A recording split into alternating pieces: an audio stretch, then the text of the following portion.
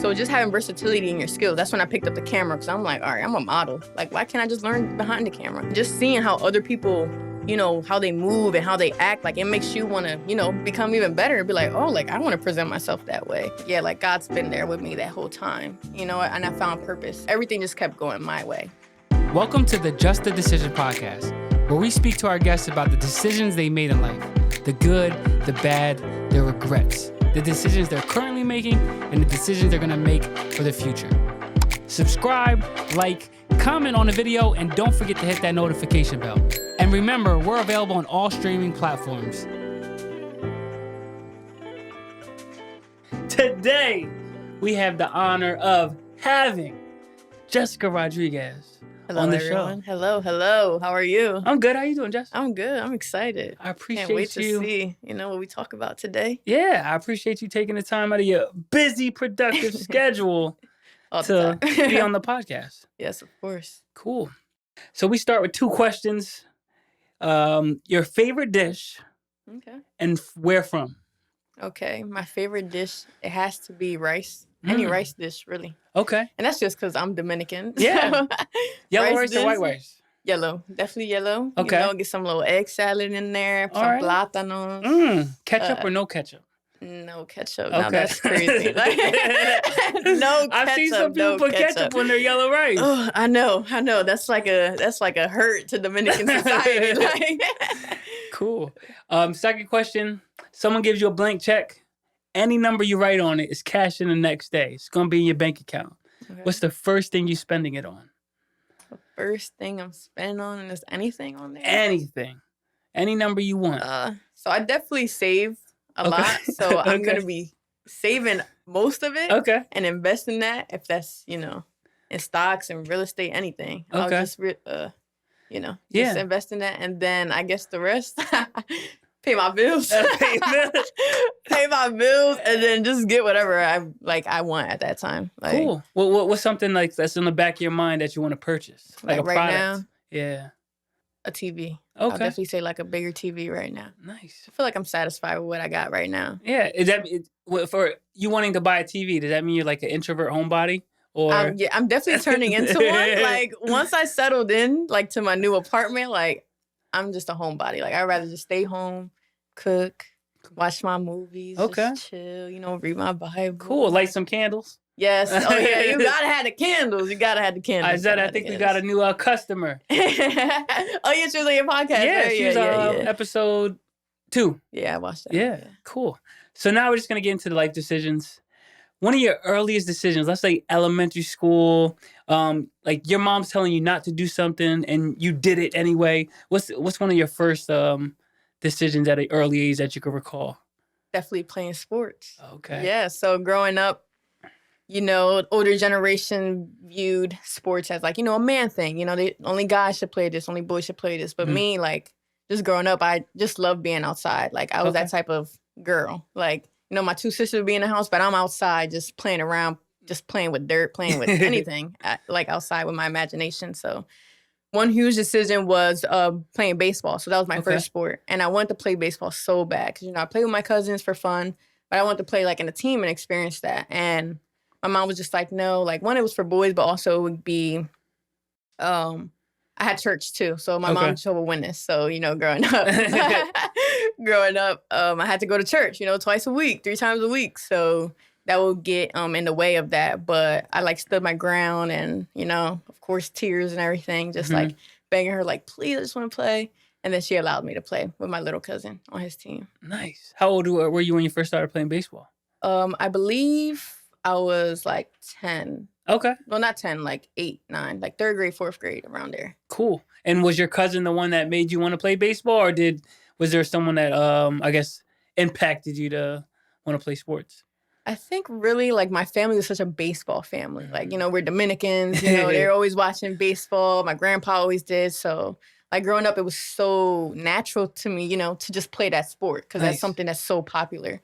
So that just what intrigued me. I just loved, just being active. I think that was the primary thing because, I used to be outside all the time. Yeah. So just being active, it just was like a source for me growing up. Cool. And, finding my identity in sports too. Nice. What position did you play? I I'll say all of them, really. Okay. Like, I loved everything. Like, one thing, too, with growing up, like, I was that person that just wanted the spotlight. So, you want me a picture, I'm going to do it. Like, a catcher, I'm going to do it. Nice. First base, was it hard for you to stay in one position? Were you that little kid? Yeah, I definitely was. Yeah. Boom! Like, they used to throw me in outfield. I used to be mad. Like, yo, like, why am I back here? Like, it's so boring back here. Little kids ain't going to bat it back there. Like, I want to get in the sauce. I want to play. I want to get dirty. Nice. You remember your first team name? The Dodgers. We were Dodgers. Okay. Yeah, it was literally in Creamer Hill. Okay, cool. Yeah, so Camden, New Jersey? Yeah. Camden, New Jersey. Okay. Born and raised, man. I love saying it like that, because the hood gave me character. Okay. I always say that with pride. Cool. So how long did you play baseball for? So I played baseball since, elementary, I'll say like 9 to played softball, 7th grade and 8th grade. Okay. So I stopped after 8th grade. So once high school, that's when my love for basketball, it turned in middle school. So I let that go. And I was like, all right, I'm just focused on basketball. Nice. How'd you get into basketball? Oh, so 5th grade. Okay. Yeah, it was actually 4th grade. Like, it was, gym, you play all different sports. And I don't know, just shooting the hoop, I was like, ooh. I like, little switch. Like, okay, I don't know. This seems kind of fun. And then 5th grade, I made the middle school team as 5th grade. So, like, I still love baseball more. But it was just like, I like this sport too. It's really fun. Cool. But then it just adapted as I got older. So 5th grade and 6th grade, I stopped playing baseball and softball because my sister was on the team. Okay. Siblings. Like, I'm like, I don't want to be on the same team as my sister. Yeah. So I stopped that and just focused on basketball. And I think in that time, that's when I was like, I actually like this sport. Like, there's more contact. You're running back and forth. Like, I don't know. It's like a more of a pride. Just like, growing up, like, I made this much points. And not that when softball and baseball, like, you just waiting for the ball to come to you every time. But basketball was like, it was active. It was always something going on. And that's what I like about it. Cool. When you had to try out, was it like a real tryout? Like, did everybody make the team, or like you had to earn a spot? Nah, I definitely had to earn my spot because of 5th grade, they only allow 2 5th graders. Oh, okay. So actually, I didn't make the team. So it was 2 of my friends, but one of my friends was like, I don't want to play anymore. So then that's when I got that spot too. Nice. So, cool. Thank God she didn't like it. So you said you had siblings. Is this older sister, or how many of are you of it? So for my mom, there's 3 of us. So 2 sisters. My dad is the one that got all the kids. I believe he has 8. So 2 oldest brothers. Then it's 3 girls. So that's 5. And then he has 3 younger ones after me. So yeah, that's 8. All right, you like in the middle? Yeah, in the middle for my dad. I'm the youngest for my mom. Okay. Yeah. How was it being the younger sibling growing up? I'll definitely say they got easier, they get more softer as the more come. Yeah. So I was definitely that, I guess you can say, golden child. Like, I was able to do more. My mom was Jehovah's Witness, so I was able to do more. I was spoiled the most, I guess. Like, I got, the new kicks. I got, all the Nikes, everything that I wanted, growing up. But also it came with, I don't know, being the youngest too, I felt like I also had to, show who I was too as a person. Gotcha. Because, since I'm the youngest, I'm getting the most things, Now, the older siblings are like, oh, she's getting, everything she wants. But really, it's like, I'm really not. Like, I still have to earn everything that I, trying to find your identity type of thing? Exactly. Gotcha. And I don't know. I feel like it always was a competition too in our family. Just a family dynamic. It was always competition. So just me being the youngest, I was always that one going outside by myself. Like, I was really introverted, really. Okay. Like, even though I have an extrovert personality, I really like being on my own and not with, siblings and other little kids growing up. Gotcha. When you said your mom's a Jehovah's Witness, so I don't know much about religion. I just know that the people that came or knocked on your door on Sunday, did you have to go around knocking on people's doors? So I converted to Christianity. Like, I just believe in God, Jesus Christ. So I'm not Jehovah's Witness anymore. But yeah, growing up, I had to knock on doors. And like, I am grateful of God that I was, raised up with a root of God in there. Yeah. But, some things were challenging. But I don't know, it definitely affected the way that I spoke. Like, me just, knocking on doors, it showed me how to put my extrovert personality out. Like, I have to literally knock on doors and talk to strangers and talk about, the word of God. Yeah. So, and just reading the Bible, like, I always have to read the Bible. I was the one always participating at church. Like, my sisters weren't like that. It was more me. So yeah, Jehovah's Witnesses can be questionable, but the skills that I learned at a young age, because going to church, definitely like it foreshadowed who I am now and being able to just talk Sounds in good. general and communicate. Yeah. How old were you when you can remember knocking on a door? Because that's got to be scary. Like people that do sales and they do exactly. cold knocking or door to door sales, you got to be like, I know those first couple of doors. You're like, knock, knock, run. No, literally. So, dang, I wish I knew, because I just always knew in my life I had to do it. So growing up, like, I guess I'll say around when I was able to talk, maybe like 5, 6. Okay. Like it started with me, just giving the pamphlets. Mm-hmm. So I never really talked about God, to the people. It was always my mom. Yeah. But me just, greeting them and just giving them, it's like, okay, like, hey, how are you? Yeah, you can't say no to a kid. Yeah, like, exactly. I'll take the pamphlet. No, literally. Oh, that's funny, though, literally. Did you celebrate birthdays growing up? Man. No, the first time I celebrated my birthday was 16. Wow. And who was the one that, like, threw a party or said, let's get together and celebrate Jess's birthday? So my friends, they would always ask me, but I'm like, I can't. Like, my mom doesn't allow me to. Yeah. But I don't know. At 16, you're at that age where, you're starting to rebel and you want to make your own decisions. And I begged my mom, I'm like, please, like, I never celebrated my birthday. I just wanted to go out to dinner with my friends. So after a long time of begging and crying, she let me go. Cool. She let me go with my friends. So I really appreciate that. That's cool. How'd that feel? Like, just to, I guess, experience something that people do regularly, and you're like, your whole life, you're like, can we just couple some candles? I definitely say, like, I always was recognized because, I was a great student. Mm-hmm. But that time, it was like just of who I was. Like, just recognizing, like, another new year and just, being around my friends and everything and just achieving that milestone with her. Like, I just want to celebrate me, just another year of me. And it was just like a weight off my shoulders. Like, now as an adult, I sometimes self-sabotage my birthdays because, like, growing up, you never really learned that it's something important. Yeah. So I still had those days where it's like, when it's my birthday, I'm just like, I don't really want to do anything. It's not really a big deal. So, yeah, sometimes I can self-sabotage. Yeah, I hear you. Did you, so your mom, has she ever celebrated a birthday? Like, even when she's younger? Or was your grandmom Jehovah's Witness too? So she converted when I was born, actually. So she was a Catholic growing up. And she was very church heavy, but she always celebrated holidays, birthdays. Okay. Until I was born. That's when she converted. Wow. So I was just born into that life. Well, I'm glad you got to celebrate your 16th birthday. And that's like a special one because it's a sweet 16. Yeah, right. Exactly. And I was missing all my friends' sweet 16s. Oh, man. Like, where you going? Oh, we're going Bible study. You're going to go to a quinceañera. No, literally. Oh, my God. Cool. So, going into high school, because I know you said being the younger one, trying to find your own identity. How was it, like, your first year or first week or first year in high school? First year in high school, I'm trying to think. Okay, so I went to Camden Academy Charter School in Camden. Okay. So everyone that went to high school, we all knew each other from middle school. Okay, there's a system to it. Yeah, it was an easy transition. Exactly. So it was definitely an easy transition. And by that time, I was that popular kid. I played the sports. Mm-hmm. I was in this little group that we were just the popular kids, right? So it was definitely an easy adjustment going into high school. And I was just always a smart kid, like straight A's, principal's list, A's and B's. Like, I always had that high expectation on myself. So it was a very smooth transition. Nice. So talk about your high school basketball career. I know about it, but let the podcast know. Yeah, so I started taking basketball serious my junior year. Okay. So I went to the Boys and Girls Club of Camden County. So I attended there and I started working there. That was my first job.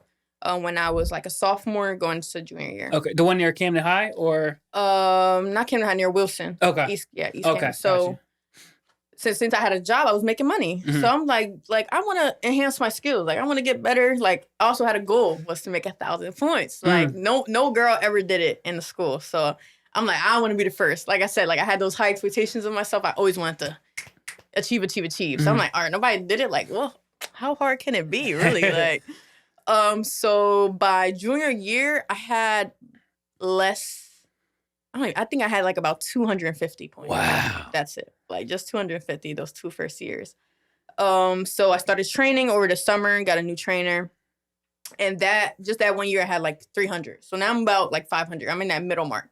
So senior year was like that grind time. Like I need a 500 points. Wow. So before the season started, me and my coach went through each game. Like it's not online. We went through the books and wrote down everything, calculated everything, and we're like, all right, this is how much you need this last year. Like I was dedicated. Wow. So yeah, but that also came with like being a lot hard on myself and not actually enjoying the moment and being in my head. So I'm like, I want 1,000 points. Like I need 25. I need to average 25 points. So I was just so hard on myself every game. And not just, letting it flow and letting it come to me, just me enjoying the game. I was so hard on myself. But, eventually I did score that 1,000 points, right? Nice. I scored 1,000 points on my senior night, which is crazy. Yeah, I scored 38 points that night. And, yeah, the rest is history. After that, I felt like a weight on my shoulder. I'm like, all right, I just got to chill for the rest of the season now. Yeah. But I wish I had that chill mentality because most of the games, where I did do bad, like 10 points or 11 points. Like, other games, I'm scoring over 25. I'm scoring 30, like 35. Wow. So, yeah, I wish I was, more, I guess, gentle and give myself grace. But also, too, it just came with that Mamba mentality, right? Just to get it. Yeah. Did any other teams know your goal? And were they, like, fouling you hard? Oh, yeah. Boom, boom. You're like, I'm really working for these points. Oh, yeah. So, most of the teams boxing won me, which means that...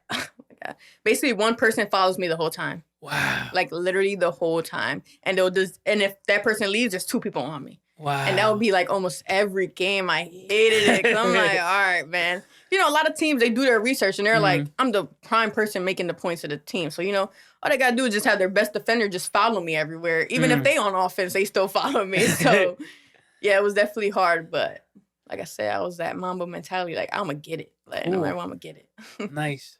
You did basketball and academics. Was there any social aspect because your goal was so dedicated on this 1,000 points in training? Yeah, definitely. I would definitely had a huge social impact. Okay. Like, so Boys and Girls Club, right? A lot of my social came from that too because I found a second home in Boys and Girls Club. Like the recognition and just having like a family-oriented space.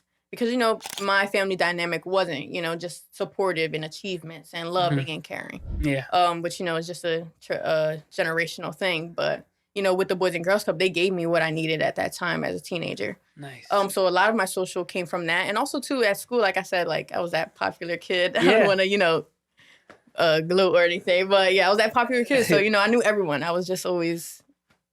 cool. known by everyone. Is there any teacher or I guess coach that sticks out along your way where you're like, if I never told you enough, I appreciate you? Oh, so many. Like one thing too, like I always valued my educators. Like I was that person in class, like don't talk to the teacher like that. Like I wouldn't necessarily say like teacher's pet. Yeah. But like I always had respect of my educators because I understood that they're basically being our parents. Like, and my mom always taught us at a young age too. Like, it's always what the teacher says. So I always had that great respect for them. But let's see, I always shout out my coach, of course, because she always believed in me that I could do it. So of course her. Who else? I'll say there's a guy named Mr. Brown. He was like an English teacher. He was actually mad because I didn't take AP English. I took his. He's like, yo, like. You too smart for this class. I'm like, it's my senior year. I want to chill. Like, I'm not taking all AP classes. So, yeah, shout out to them. And also, too, so in high school, I had the tagline, Fear the Fro. So that's where Fear the Fro came from. So if you know me, a lot of my brand is, centered around my curly fro. And that's just because, on the court, I wanted them to fear me, right? And Fear the Fro is from Ben Wallace, who was a basketball player. Okay. So I took his because he had a fro. So I'm like, all right, I have a fro too. But then it also translated, into college and who I was as a person because also being a predominantly white institute, they look at us, kind of different. Like, oh, like, who's that? And how is she in the same room as me or the same position as me? So I actually had a lot of instances where, people did judge me for how I looked. And then I took more pride into Fear the Fro because it's like, yeah, fear me because I'm going to take your job. So, yeah. Cool. So I'm glad you transitioned into the college. Senior year, what were your thought processes like? Because I feel like senior year is like your big life decisions for as adulthood. Yes. Do I become an entrepreneur? Do I join the military or college? And you got other people that don't choose those 3 decisions and they choose like a whole... left field, right? And then they ended up in places they shouldn't be. Right. Oh, I understand. So one thing too, college was the only option. Okay. Like my mom was like college. And I'm first generation. So Cool. growing up, yeah, of course, got a class to that. So, she always just wanted a better life for us. She's like, you need to go to get an education, just learn more. Mm-hmm. And since I knew that, like I always applied to all colleges. I got to every college. I applied to like 20. Nice. And I got into every one except for Rutgers, New Brunswick. Okay. I didn't get in there either. I always tell you I applied to 2 R's and I got the other one. Yeah, so I got into everything. So, in high school, I'm that basketball player, right? Mm-hmm. I got 1,000 points. Like, I just want to play basketball. I want to play basketball professionally. So I committed to a D2 school, Lackawanna in Scranton, PA. So I went to a visit. They loved me. They wanted me to play there, right? But then I saw that money, and I'm like, hey, I can afford that. Yeah, the out-of-state tuition is kind of crazy. Exactly. So it was like $12,000 per semester. So I'm like, all right, I can't afford that. Mm-hmm. So then William Patterson, their team wanted me. So I'm like, all right, I'll just play D3. Just go down. But then by the grace of God, man, Boys and Girls Club, I won Youth of the Year my senior year. Wow. So Youth of the Year, basically a competition between teenagers and different Boys and Girls Club, and they basically battle it out to see who's the best team to represent their club. Like, what was I guess qualifications? There was a GPA qualification. I think it was like a 2.5. You have to be a club member for X amount of years, and then have to be a senior or junior in high school. Okay. So I won that. So that was after my 1,000 points, principals list. I'm vice president of National Honor Society, vice president of my class, and all these things. And they're like, whoa, like, where did she come from, right? Mm-hmm. So since I won that in my club, I won a full ride to Rowan. So yeah, full academic scholarship. Oh, these claps. Nice. Yeah, so full academic scholarship. And I'm like, oh my God, like I have to pick either basketball or academics. Like I want to play basketball. And I also was involved with another nonprofit, Lucy Lift Up Camden's Youth. That was like right across the street. And she told me, she's like, you need to take that academic scholarship. I'm like, but I want to play basketball. Like, what do you mean I want to play basketball? She's like, you can play in the club. Like, you ever think about playing in club? Like, it doesn't necessarily have to be on the team. And I'm just like, a club. Like, I'm too good for a club. I ain't going to do that. But I don't even know. Something just made me just pick free. Like, I would rather just go for free. Like, and, I'll try out for the basketball team if it really gets down to it. But I always told myself, if I couldn't, play pro, I'll just work in sports. I didn't know how, but, I was just going to work in sports. So eventually I went to Rowan. And when I was transitioning to Rowan, so my director of my program was sports communication and media. So he's like the director. Basically, he's in charge of the classes that are on, on the courses, overseeing internships, jobs, all that stuff. So a lot of newsletter articles came out about me, about like Youth of the Year and my accomplishments and everything. So he actually read one of them and he instantly emailed me and was like, oh, this is a new program that we have here. Like, let's see if you're interested, sort of thing like that. Nice. So I kept it as my minor though. Okay. And then I kept, I was an economics major my freshman year. So I went into economics because I was like, oh, I want to be a sports statistician. Because that's all I already knew what you could do in sports. Yeah. Like to get in statistics? there. So. Oh, yeah. I hated elementary statistics. I had to take that twice. And then then they said you got to buy the 100, I don't even know how much that TI 84 Silver Plus edition. And I'm like, oh, man, I already gave you all my money. And now you want me to buy this damn calculator? Yeah, thank God, like the Lucy, the nonprofit, they gave me a free calculator. Nice. I took AP statistics. So I love math, right? Okay. So I'm like, all right, I love math. I love sports. Let me do something in there. Yeah. Because I didn't know anything, other job opportunities in sports. I just knew, surface level things. So nice. I like how everything just falling into your way. You're like, literally. And it's like God was there. Yes. Rather than a lot of people stressed about college and finances and stuff was just happening to you and you was like, I love this. Yeah, looking back, of course, as an adult, I'm like, yeah, God was with me at that time. But, as a kid, you're not thinking of that. You're just thinking like, oh, my hard work is finally paying off. Yeah. So, yeah, like at that age, it's hard work. But now it's just like, yeah, like God's been there with me that whole time, and I found purpose and everything that was given to me, because everything was given to me. Like everything I try to strive for, like, going to Lackawanna or, doing things like that never worked out for me. But everything just kept going my way. Cool. I love that. So college, you got your academics. Did you ever join the intramural or club sport? Yeah, I sort of did. So freshman year, we got a COVID. COVID was my senior year, so still that COVID transition that freshman year. Yeah. So I didn't do much. Sophomore year, that's when I got more into college experience. Okay. So I started working at the rec center on campus. Gotcha. And there they had the sports clubs and the intramurals. So me working in main office, I saw like everything behind the scenes. So I knew everything. I'm like, oh, okay. They didn't have a women's basketball club though. Oh, okay. So I tried out for the team, but I didn't make it. And even though I definitely whooped a lot of butt, like we did like a drill when it was 1v1, I beat every girl in there. Tell you not. But at that time, the way that I presented myself, and the way that I talked, the way because first impressions, right? I'm from the hood. The way that I speak now is not how I used to speak back then. The way that I carry myself is way different now than how I carried myself back then. So, just going to that PWI, like I just didn't fit in that team. The way that I looked, the way that I dressed, the way that I carried myself, just not a good fit. Which I also, thank God too, because if it wasn't for me, not getting into teams, like I wouldn't have focused on my career. I would have just been focused on, working out and just keep playing games and everything. But since I didn't have that, I was able to, zone into like getting a career into sports and getting my life together. Nice. And So back to so I worked at the rec center and they didn't have a women's club. So I started my own club. Wow. So I was president of my club for 2 years. So I recruited, I did all the promotional, all the marketing, reaching out, tabling, all by myself for the first year. Wow. And the second year was like a weight off my shoulders. So I have an e-board now. I have people that want to play. And then my senior year, I just passed my baton to someone else because my senior year was like that working. Yeah, I was that working year. Cool. What were some of the difficulties starting your own club? So, Lord, one, you solo, right? Okay. So you're doing multiple positions. Like I said, I was the e-board. Like I was recruiting. I was doing all the paperwork.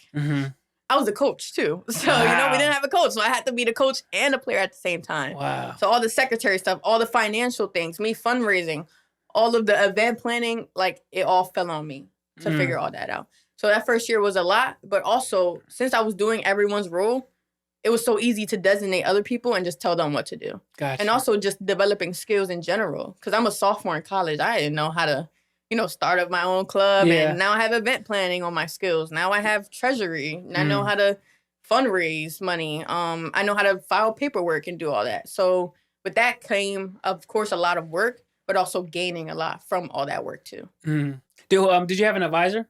No, I didn't have an advisor. Wow. Usually you need an advisor to start a club or someone to sign off on your paperwork.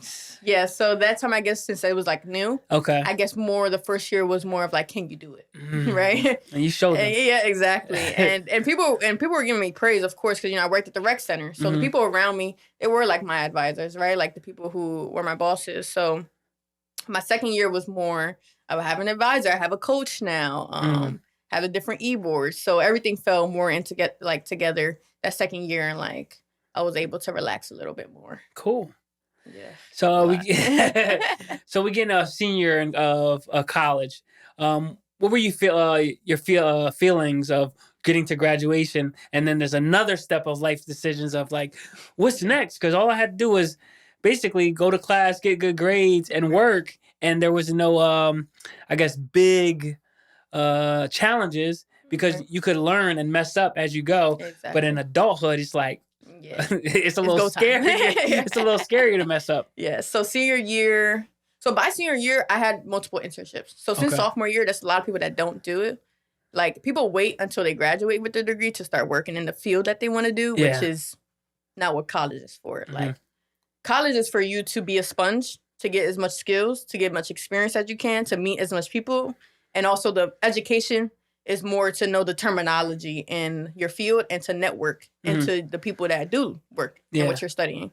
So I started having internships my sophomore year. Okay. So at a very young age, I started and I was always a workaholic. Like, growing up, my family had corner stores. So I was at the cashier, ringing people up at corner stores. Like, so at a young age, I was already taught to hustle and to make your money and to work. So just growing up, like the Boys and Girls Club, I had multiple jobs in high school too. And then now college, I'm like, okay, like none of these jobs, retail's not serving me. Like this is not what I want to do. I want to work in sports. Yeah. So sophomore year, I had 2 internships. So Steel Sports, which is in PA. Okay. That was for free. So that was a free internship. I worked for Delaware Blue Rocks, which is a minor league baseball team in Delaware. Wow. And then I also travel with my director doing play-by-play sports broadcasting camps. Okay. So I went to Villanova, and then I also went to Seattle. Wow. So then that next summer, I'm like, okay, let's see what next I can do, right? Because during school year, I was still focusing on the rec center and just education.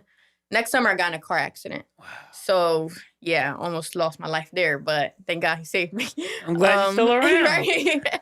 So I got into a car accident. Everything just fell to pieces. And thank God, too, Boys and Girls Club, they gave me an opportunity to have an internship. So with them, I'm like, I just got a new camera. That's when I got a new camera. So I'm like, okay, I have a new camera. Like, can we make up an internship where I can now practice on the camera? I can help you with marketing and social media and everything. And they said yes. Like, I was the first person that they gave an internship. Nice. Yeah, I was the first person because I gave them a SWOT analysis. Like, SWOT analysis is strengths, weaknesses, opportunities, and threats. Okay. I did like a whole like graph thing to them. I was doing everything just to show them like, I want this. I want this. So I created the job for myself, and they were like, okay. So then that's when it came senior year, and I'm like, all right.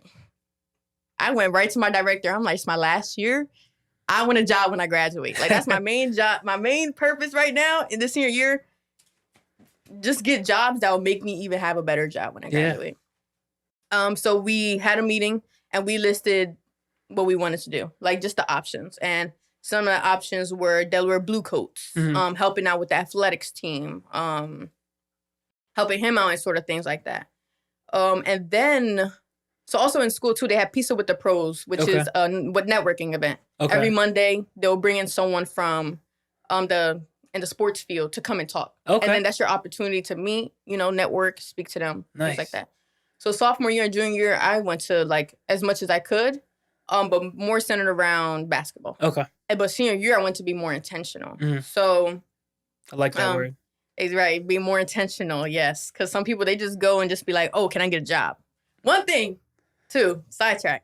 When you network and you meet people, it can never be transactional. Because once you make it transactional, they're making an impression on you like, oh, like you just looking at me for a job. Instead of just actually getting to know me for a human being. That's a huge thing when you network. Don't ever make it transactional. Just making it like you meeting someone. Yeah. And and then once you show who you are, people gonna talk. So, okay, backtrack. So we have our options, and then one day he calls me. He's like, yo, the 76ers had this posting for the last couple of weeks, but like this is the last week. And they haven't even found no one. Like, apply right now. Wow. Boy, I went to my dorm room. I applied so quick. I'm like, okay. He's like, hey, I don't know if you're going to get it, right? But this is just an opportunity for you to, just see if you can get it. And then we have our other options just in case you don't get it, right? And I was also in the run against another Rowan student and then someone from Temple, I believe. Okay.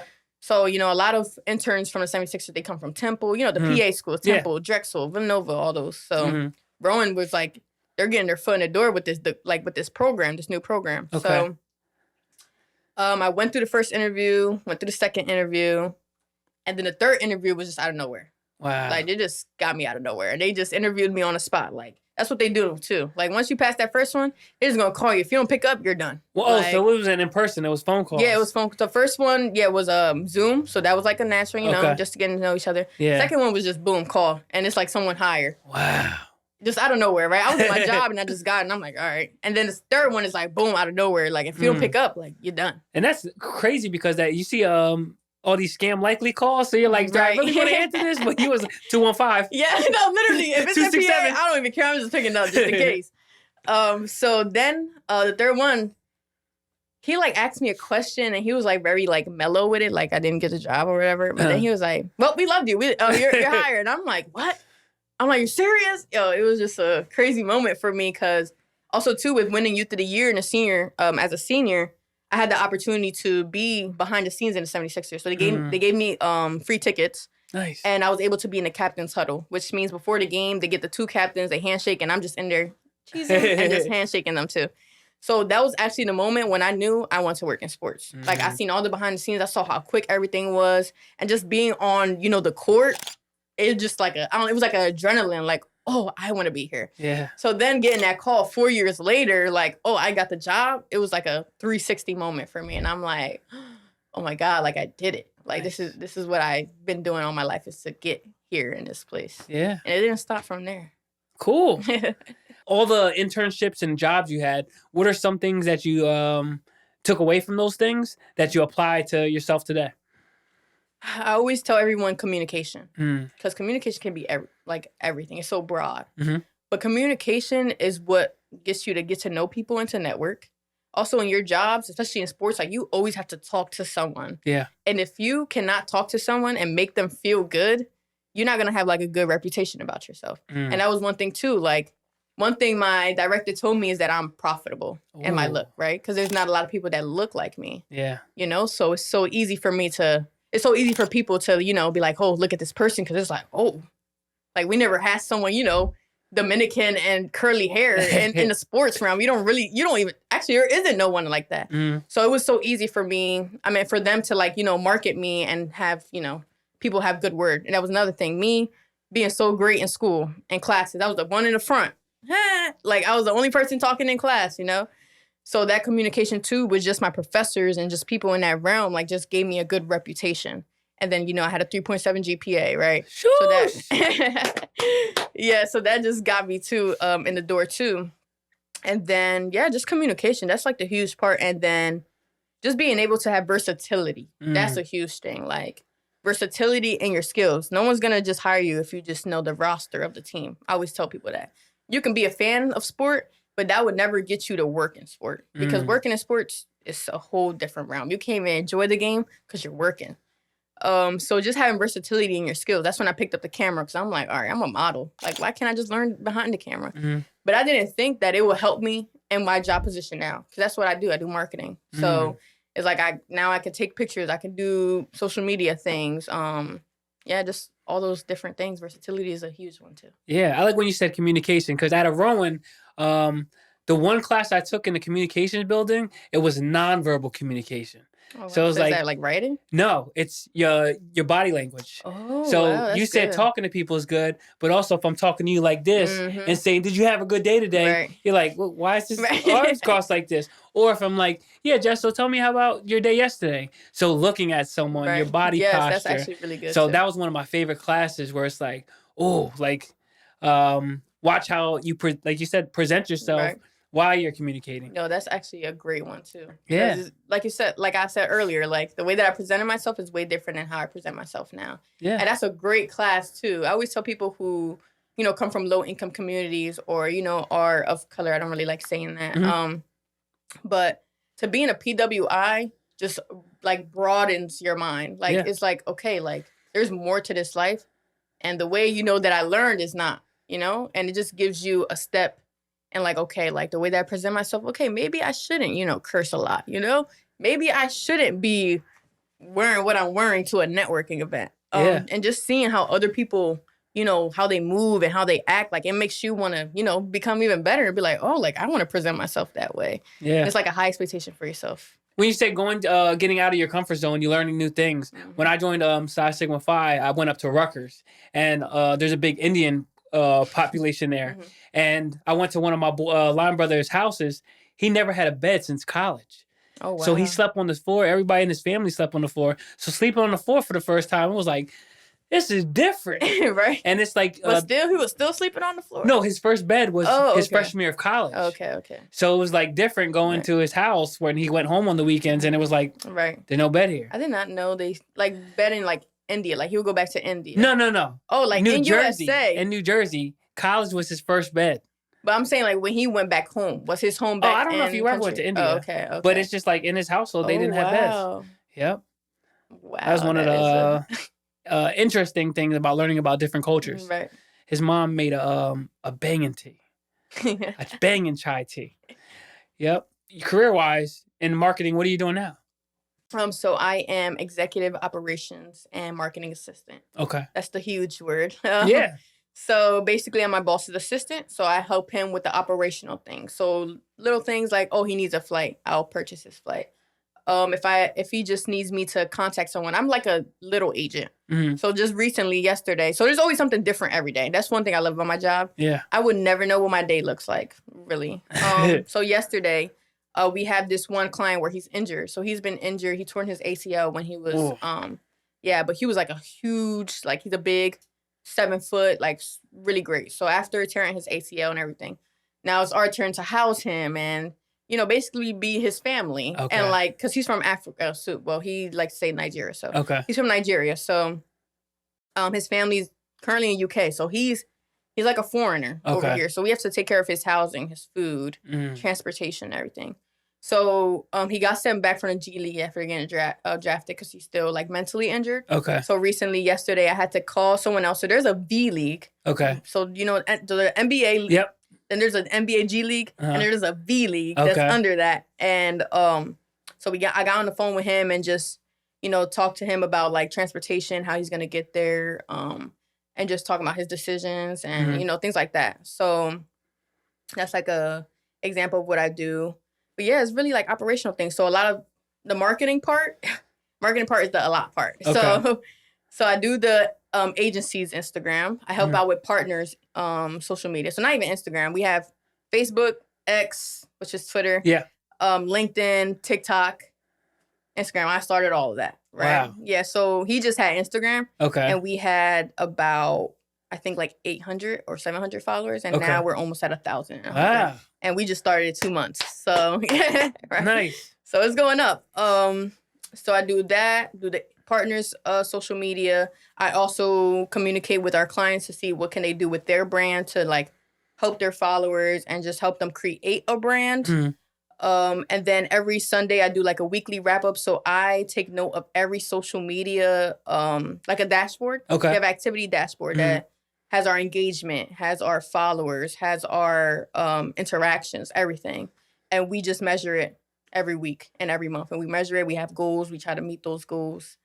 And then we have like sheets. We have client performances every day. I have to update client performances, which calculates their averages. Yeah, I do a lot. So how many clients are you like working with at the moment? We have around 50. Wow. Yeah, so it's a lot. And you're doing this with each one? Yep, each one. Wow. So we try to, of course, start with the higher ones. Okay. And focus, well, brand-wise. We try to focus on the higher ones. Okay. So, and then, because that's more me. Like, that's not, my boss is not worried about that. Yeah. It's more just me taking initiative and getting to know them. Cool. So I've just been working with, like, the higher ones because they're, like, more received. Like, they'll receive more endorsements and deals. Nice. Yeah. So do you feel as though you're in your final position as career-wise? Oh, or no. Do you, okay, so what do we got for the future? For the future, I told him I want to be in front of a camera. Okay. So doing just exactly this, like interviewing clients, though. Nice. And that's broadcasting, anything like that. Okay. That's right now, because every day it changes, right? Yeah. Every day it changes, literally. Because I told him, too, I want to be an agent, but then seeing, like, how he moves and how much investment and, all that stuff. I was just like, okay, maybe that's not for him. Yeah. But also too, when it comes to agent, like I could do a broadcasting and still be an agent. Okay. Like that's the good part of it. Like I could just represent. Because agents, I'm gonna tell you this. Agents is like having a friendship with someone, right? Okay. Just like networking. So like if I meet someone and they love me for who I am and like feel secure that I can take care of them, I can have like 2 huge clients and still do broadcasting. I just got to make sure I'm still helping them out at the same time, too. Yeah. So definitely like a versatile job, unless you want to do that full time. But me, I want to be in front of a camera, definitely. Cool. Yeah. So right now you're behind the scenes. Yeah, I'm definitely behind the scenes. Making magic happen. Yes. And this is great, too, because I have that close proximity to players now. Okay. That I can, because I'm interviewing them, too. So I just actually recorded one interview with a client. So that actually went pretty well. So, yeah. So, let's see what the future holds for me. Cool. Going through this process, it seems a lot of it you learned as you went or learn as you go type of scenario. Yeah. Did you have any mentors with the media that you work with or would you want to work with? Yeah, so I'd definitely say a mentor would be my director. Okay. My director, because I still text him now. And he still helps me with all that. Uh-huh. And I would just say professors. Like, people don't lean on your professors, but they, like, once you have that connection with your professors, like, they help you even more and, like, try to give you little tips on the side to be better and to improve better. And then, of course, Boys and Girls Club, they're always there for me, too, and just helping me out, too. Nice. It's cool to have those connections of the people that guided you along the way. Yeah, And exactly. I feel as those people are like bumpers bowling, where if you go off track, the bumper's like, oh, wait, you got to go back to the middle. Yeah, You got to go exactly, back to the exactly. middle. And having those people that knew me since I was young and like saw the growth in my character. And that just helps me too to remember like who I am. Yeah. You know, because sometimes too in this field, like you wanna achieve so much, like you wanna make sure you're I guess like giving yourself value and showing yourself. But sometimes it's like, okay, like just like you've been showing enough value, like you can chill and calm down, like you're doing great. Cool. So, when you say you want to be behind the camera, like, would you want to work for a certain network or you'll take anything? I'll take anything really, Okay. for real. But one thing with networks, like sometimes they do control what you say. So Okay. it's really, I always put my faith in front, like whatever God gives me, like that's the route I'm gonna go. Because with this too, like what I had, so I was an intern first with him Okay. in February, and I met him through Pizza with the Pros. Okay. So what I would say, that networking event. Yeah. And actually the Phillies played the World Series, so they changed it to a Tuesday, and I had classes on Monday, so I couldn't do it that semester. Okay. So with him, they changed it to Tuesday, and I was like, oh, I can make it. Oh, And he was okay. basketball, right? He's PJ Tucker's agent. Like, okay, like, oh, let me see. So there's not a lot of people there, and that also made me like ask personal questions. Like people kept asking about PJ Tucker sneakers because he's very famous for the sneakers and everything. Okay. But me, it was like, what do you do? Like, what is your job? Like, what is your day to day? And he liked that about me. Was he knew that I was only there for him. He wasn't like other people were there for PJ Tucker, who isn't in the room. So me making it personable, and like asking him questions, that's what made him like, oh, I like her. Nice. Cool. So, career-wise, you're settled in. You're striving for more. What do you do in terms of I guess on your time? On my time? Yeah. That's a good that question. you enjoy. It's my favorite question. I feel like work is just work, right? Like Yeah. I'm passionate about it, but it's like work at the end of the day. Mm-hmm. So the things I like to do, I like to still play ball. Okay. Yes, I would love to play ball. Great source of exercise, running. I read my Bible. I love reading books. Okay. In general, love books.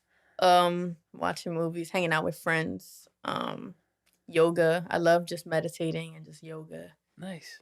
Yeah, I'm very calm and chill. Okay. I like mindfulness activities. Cool. I tried hot yoga once and I didn't have a good time.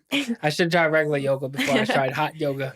Yeah, like me, I like yoga stretches. Like some Okay. people do, that fancy yoga. Yeah. I can't do that yet. I just like the stretches, just the mindfulness of it. Do you have any personal goals that's not career-wise that you're looking forward to?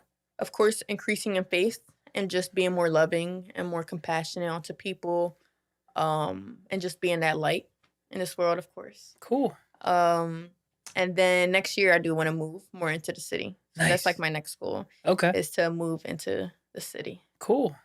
Well, I'm sure you're gonna make that happen. Yeah. So now we have rapid fire career questions. Yes. Okay. I sent these to you yesterday, and then you was like, "I know where you got these from," and I was like, "I'm glad you do." It's because I'm the same way. Yeah. Yo. That's literally what I do. Let me see if I can find one. Cool. Here we go. What key skills or experiences do you bring, or others should bring, that make you an ideal fit for a fast-paced environment like a sports agency? I would definitely say versatility that we talked about, communication, problem solving too. That's a huge one.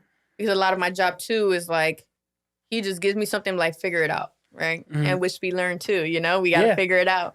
And since it's so quick, like everything is just so quick, like you have to be quick and on hand. Like being able to communicate with someone to get it done. Being versatile, that he trusts you, or like he or she, whoever's your boss, can trust you with whatever they want you to do. And just being quick. Like we got to be quick, because with sports, it's just going. Like, and me being behind the scenes, and we have almost 50 clients, like it's quick. There's always something happening every hour, every minute. And now we're in the recruitment season. Okay. So he's flying everywhere, going to different states, going to different colleges, trying to recruit, players to join their agency. Okay. Oh, wow. Describe a challenging situation you faced in a previous role and how you creatively solved it to achieve your goals.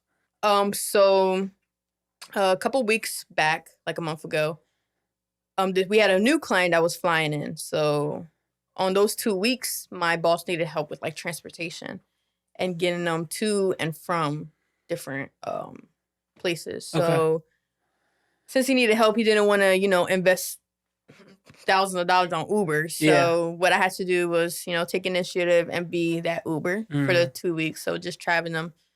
So they lived in Wilmington, Delaware. So I had to pick them up in Delaware, take them to Chester, PA for their first workout. And then take them to their second workout in Wilmington, and then take them back home, and then drive all the way back home to me. Wow. So that would be like 6 hours of driving for 2 weeks straight. It definitely wore me out. Definitely wore me out. But it also taught me a lot about time management and being able to juggle a lot of things at once. Because not only am I driving them, but, I'm still doing the operational and marketing stuff on my end while they're working out. Wow. I'm trying to, record film for them and take pictures for them. Not only that, I'm posting, scores of our clients that did great in their performances, overseas, because they're everywhere in the world. Yeah.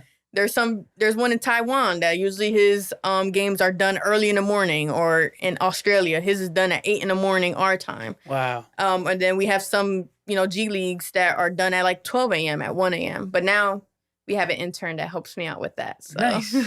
Cool. Sports agencies thrive on strong client relationships. How would you build and maintain trust with those high-profile clients? That's a great question. Great question. So one huge thing with being client-based is being genuine. And that's a huge thing. Just being genuine and wanting the best option for them. A lot of athletes too, they just want the best agent with the highest, paid clients. When really, that's not always the answer for you, depending on the athlete. But having someone who actually cares about you, who cares about your family, who cares about, your journey in basketball. And you have to show care by going to the games, constantly texting them, constantly making sure that you are acknowledging their games and acknowledging who they are, trying to see how they've been, just getting to know them on a personal level. And that's where I come in too as an assistant, is with our clients right now. It's I'm that one doing that. Well, Jess, I appreciate you for coming out and sharing the life decisions you've made. If someone wants to get connected with your sports agency or with you personally, how could they reach you? Of course, you can follow me on Instagram. That's my primary thing, Instagram. So my personal Instagram is justb.rodriguez, just B as in boy. And then my agency is Arte Sports Agency. And you can see that too on my bio. You can just click it and it'll be right there. Thanks again for watching. See you on the next episode. See ya.